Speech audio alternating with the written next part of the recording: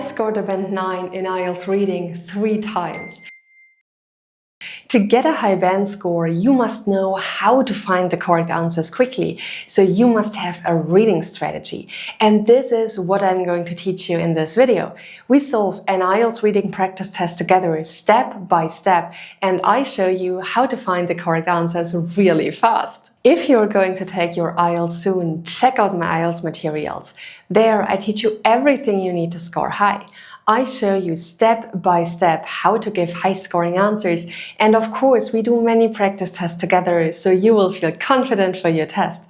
You can find the link to the IELTS materials in the description box. And now let's get started. Here you can see the reading passage and here are the questions. When you start your IELTS reading test, don't read the passage first, because at this point you have absolutely no idea what the questions are about, so you don't know what you have to look for in the passage. To save time, go directly to the questions and then figure out what the questions ask you to do and scan the passage for the relevant information. We start with questions 1 to 3. Let's take a look at the instructions. Do the following statements agree with the information given in reading passage 1? In boxes 1 to 3 on your answer sheet, write true if the statement agrees with the information, false if the statement contradicts the information, and not given if there is no information on this. So obviously these are true, false, not given questions. Let's start with question number 1. John Bowlby was one of the first psychiatrists to study attachment between children and their caregivers. Let's take a look at the passage. This is an excellent keyword because this is a name, and if the passage talks about that, you can find the name exactly like that in the passage, which helps you find the information really fast. And if you solve true, false, not given questions, always have a look at the next statement. Why? Because they usually come in order. And this means that if you find the answer to the second statement, so to the next statement in the passage, and you can't find anything talking about the previous statement, you know that the correct answer for the previous statement is not given. So always keep the next statement in mind.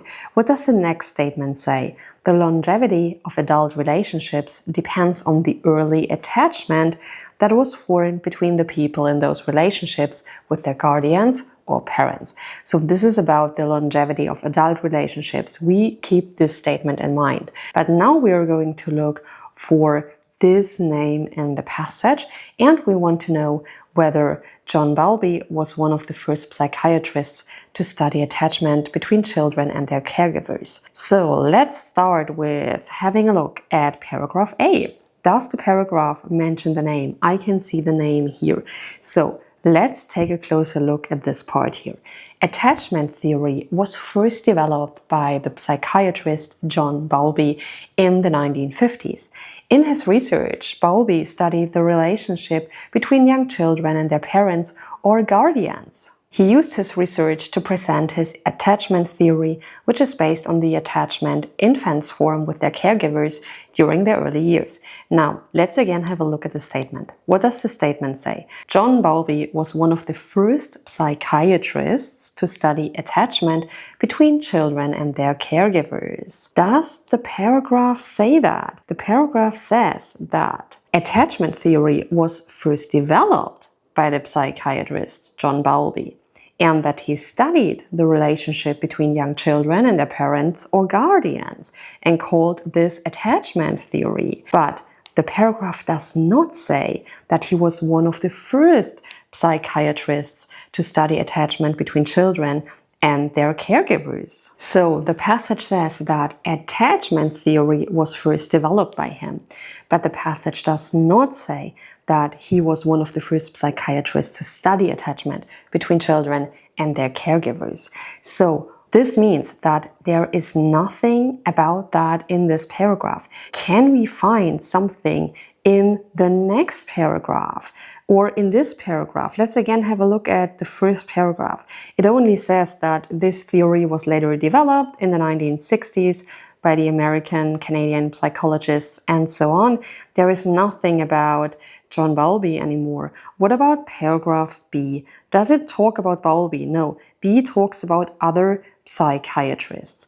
And you may remember that I said we need to remember the second statement, which talks about the longevity of adult relationships. So let's have a closer look at paragraph B and let's check whether it talks about the second statement. I can't see anything about longevity here, but let's have a closer look. Here, the paragraph mentions the duration of relationships here. Duration means for how long the relationship lasts. So this is about longevity. Longevity. So this is about longevity of relationships, and the sentence here says that the duration of the relationships is dependent on the attachment style of the participants in the adult relationships. So this seems to talk about the second statement. And now we can say for sure that the correct answer for question number 1 is not given. So I'm going to write down not given here. Let's have a closer look at the second statement. The second statement says, the longevity of adult relationships depends on the early attachment that was formed between the people in those relationships with their guardians or parents. What does paragraph 2 say? Paragraph 2 says that psychiatrists Philip Shaver and Cindy Hassan remarked that close relationships between adults were very similar to the interactions between children and their caregivers, and they developed adult attachment theory to help create treatments and so on. Adult profiles were categorized, and the last sentence says the quality of attachment relationships is connected with adult life satisfaction, and the duration of relationships is dependent on the attachment style of the participants in the adult relationships. So this means that the attachment or connection children make with their caregivers in their early years determines whether or not their adult relationships will succeed long term. And this means that the correct answer is true. So I'm going to write down true here. Next question. John Bowlby's theory of attachment is the only approach used today in psychiatry to understand the connection between adult relationships and early childhood. So we want to know whether his theory of attachment is the only approach used today in psychiatry to understand this connection. Let's take a look at the paragraphs. Let's move on. We have had a look at paragraph A and B. There was nothing about that in these paragraphs. So let's move on with paragraph C. I can't see anything about that here. Also, paragraph D seems to define anxious, preoccupied, attached adults, which seems to be a certain category. So this is not about the attachment theory overall. Paragraph E talks about fearful, avoidant attached adults, which also seems to be a special category. But let's take a look at paragraph F, because paragraph F starts with, today, Bowlby's theory of attachment is considered one of the most important approaches in psychiatry in comprehending the development of personal relationships based on early childhood. And then the paragraph talks about his reports. We are not interested in that. We are interested in what his theory of attachment is. Is it, as the statement says, the only approach used today in psychiatry to understand the connection? Here it says it's considered one of the most important approaches in psychiatry in comprehending the development of personal relationships based on early childhood. So it is one of the most important approaches. This suggests that there are other approaches as well. So it is not the only approach used today to understand the connection between adult relationships and early childhood. This means that the correct answer is false, because the information in the statement contradicts the information given in the passage. And this means that we are done with questions 1 to 3. Amazing, great job. By the way, if you want more IELTS reading practice tests, hit the like button and write yes in the comments. If you want me to talk about something else, tell me your video wish in the comments so I know what you would like to see on this channel. Now, let's continue solving this test. Let's move on with the next questions. Questions 4 to 5. Complete the sentences below.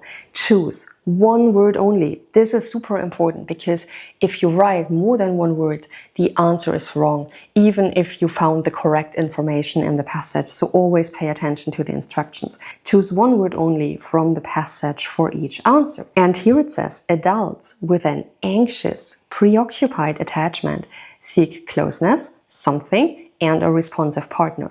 This is an excellent keyword. We are going to look for anxious, preoccupied attachment in the passage because we should be able to find the information really fast if we are looking for that. So let's scan the passage. Where can we find anxious, preoccupied here? I already highlighted it earlier when I said that this paragraph talks about a certain category. So let's have a closer look at paragraph D. Anxious, preoccupied attached adults who had inconsistent parenting during their early years have a negative self-image and a positive view of other adults. While they want to be emotionally open with others, they often find others less interested in a close relationship with them. Let's again have a look at our sentence. What are we looking for? Here it says, they seek closeness, something, and a responsive partner. So what do they seek? Is there anything in paragraph D? Here it says search. To search something means to seek something, right? This is paraphrasing. So let's have a closer look at this sentence. Moreover, they tend to search for a lot of approval, intimacy, and responsiveness, becoming overly dependent on their romantic partners. So what does the sentence mention here? It mentions closeness and a responsive partner. And what does the passage say? The passage says responsiveness and intimacy, which means closeness, right? So closeness and responsiveness are mentioned, but approval isn't mentioned here in this sentence. Closeness and responsiveness are mentioned, but not approval. So approval is the word we are looking for. So I'm going to write down approval. Let's move on to question number 5. People with fearful avoidant attachment are suspicious of romantic partners and do not feel something of their partner's concern and emotions. So let's look for fearful avoidant attachment because this is an excellent keyword. And oh, I can see it. Here we have it. Fearful avoidant attached adults. So what does the sentence say? They are suspicious of romantic partners and do not feel something of their partner's concern and emotions. What are they not feeling? Let's take a look. Fearful avoidant attached adults have an unstable view of both themselves and others. Then it goes on with traumatic childhoods. We have to look for the word partner because we are having a closer look at this relationship. So, partners. Here it says partners.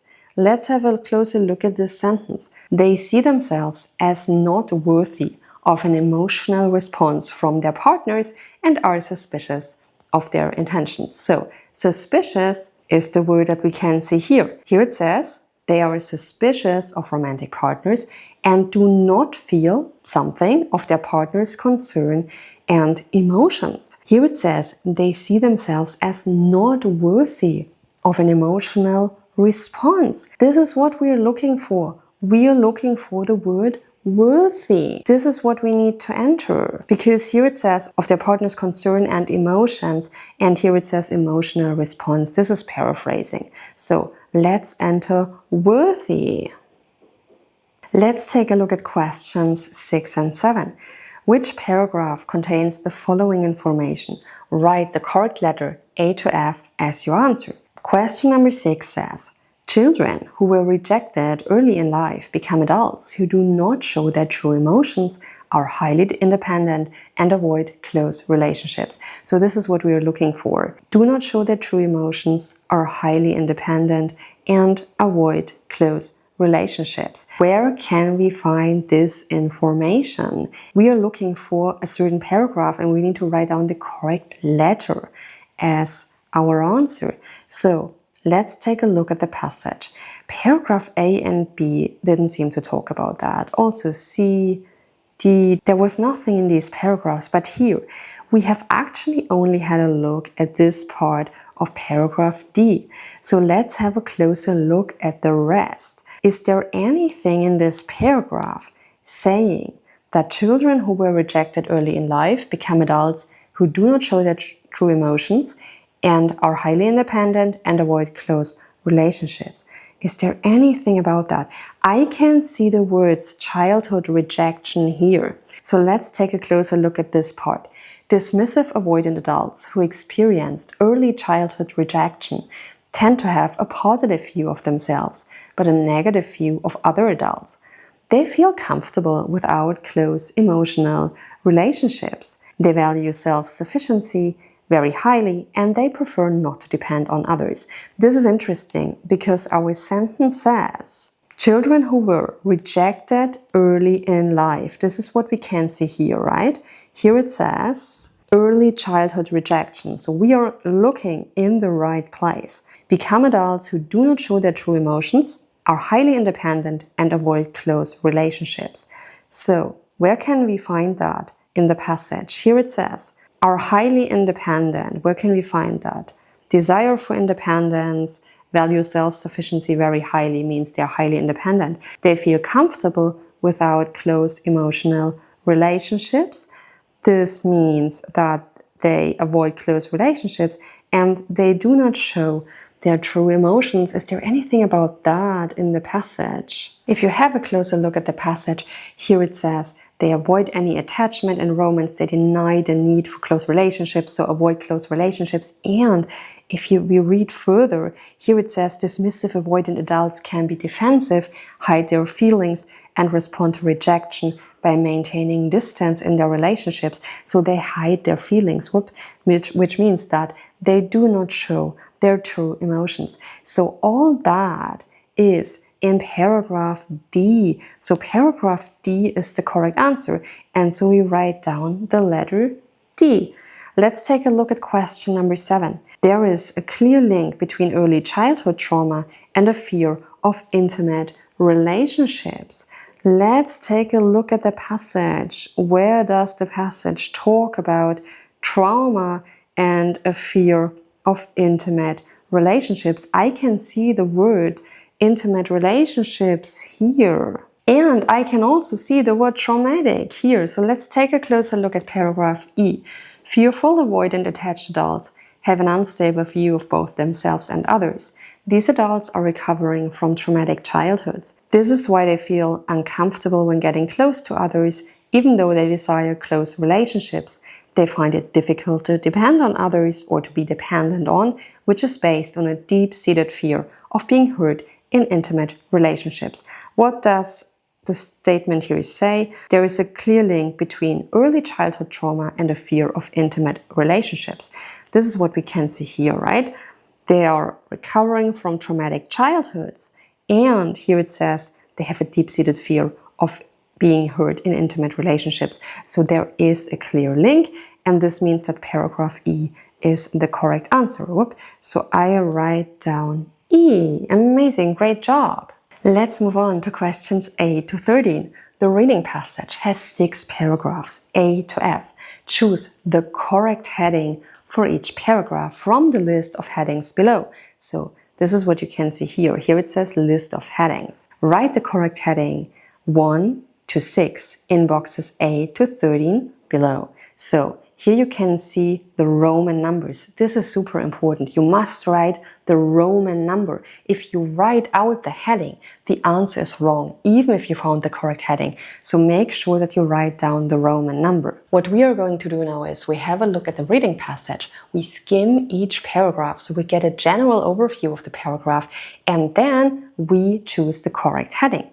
Let's take a look at paragraph A. Actually, we have already read many of the paragraphs, so this won't take us a lot of time. Paragraph A was about attachment theory, which was developed by the psychiatrist John Bowlby, and so on. And it explains what attachment theory is and how it was developed later in the 1960s by another psychologist. So let's take a look at the headings. Which heading fits this paragraph best? The influence of John Bowlby's work. This is not what the paragraph is talking about. It doesn't talk about the influence. It just introduces his theory. The impact of early life trauma on adult relationships, this is also not in the paragraph. Let's move on. What is attachment theory? That's what the paragraph is about, right? The paragraph talks about attachment theory and introduces this topic. So the correct answer for question number 8, which refers to paragraph A, is 3. What is attachment theory? So I'm going to write down the Roman number 3. Let's move on. Paragraph B. What is paragraph B about? Paragraph B is about therapists beginning to apply attachment theory in adult counseling sessions, and it talks about psychiatrists that remark that close relationships between adults were very similar to the interactions between children and their caregivers, so there is an obvious link. And then they developed adult attachment theory and realized that the quality of attachment relationships is connected with adult life satisfaction and also the duration, the longevity, which we read about earlier. So it depends on the attachment style of the participants in the adult relationships. So let's take a look at the headings. Which heading fits paragraph B best? Paragraph B doesn't talk about John Bowlby's work and its influence. It also doesn't talk about trauma. It also doesn't talk about the importance of secure attachment during early years. But it does talk about the application of Bowlby's theory in counseling and psychotherapy. This is what is stated here, right? Here, therapists began to apply attachment theory in adult counseling sessions. So, the correct answer for paragraph B is heading number 5, the application of Bowlby's theory. So I'm going to write down 5 here. Let's move on to paragraph C. What does paragraph C talk about? We haven't really had a look at this paragraph yet, so let's take a quick look. Adults with secure attachment have a positive self-image and a positive view of other people. They find it easy to come emotionally close to others, and they feel comfortable trusting other people. They don't worry about being alone or not being accepted. And this means that they have a sense of security. And here it also says they frequently report higher levels of satisfaction in their romantic relationships. So let's take a look at the headings. Which heading fits? It's not about the influence of John Bowlby's work. It's not about early life trauma. It's also not about insecure attachments. It's about the importance of secure attachment during early years, because the paragraph talks about secure attachments and talks about why it's important, because people have a sense of security, because they report higher levels of satisfaction in their romantic relationships, and so on. So this is the correct heading for paragraph C, and the Roman number is 4. So I'm going to write down 4. Let's move on with paragraph D. What is paragraph D talking about? It's talking about 2 categories. You may remember that. Anxious, preoccupied attached adults and dismissive, avoidant adults. So 2 categories, and how these people behave in relationships and what they feel. Let's take a look at the headings. This is not about the influence of John Bowlby's work. Is it about early life trauma? Or, I'm just marking this here because we already chose this heading, then it's easier to go on. Is it about trauma, or is it about insecure attachments? Let's take a closer look. There was one paragraph talking about trauma, and as you can see, this was paragraph E. So trauma is out. This is not the correct heading. So it must be insecure attachments. Let's again have a look at the paragraph. Does it talk about insecure attachments? It talks about anxious, preoccupied, attached adults, and it says that they find others less interested in a close relationship with them, and they had inconsistent parenting during their early years. So this is a sense of insecurity. So this means there is insecurity, right? They feel anxious when their partner is absent, experience self-doubt and worry about their romantic relationships. And then come dismissive avoidant adults who experienced early childhood rejection, which also means that there is a certain insecurity. So insecure attachments is the correct heading for paragraph D. So this is number 6. So I'm going to write down 6 here. What about paragraph E? We've already figured this out. E was about the trauma. So let's write down 2, and I'm quickly going to show you again where this is stated in the passage here. This was about traumatic childhood. So this was E. And now only paragraph F is left. F talks about what Bowlby's theory means today, what kind of influence it has. So it's one of the most important approaches in psychiatry in comprehending the development of personal relationships based on early childhood. So what people experienced as a child in the relationship with their parents or caregivers. And this means that heading number 1 is the correct heading because this is about the influence of John Bowlby's work. So I'm going to write down 1. And this means that we have solved questions 8 to 13. So we are done with this IELTS reading practice test. Amazing, great job. I hope you liked this video. Don't forget to like, subscribe and click the bell icon so you're notified when the next video comes out. Also, share this video with your friends so they can improve their IELTS score too. See you in the next video.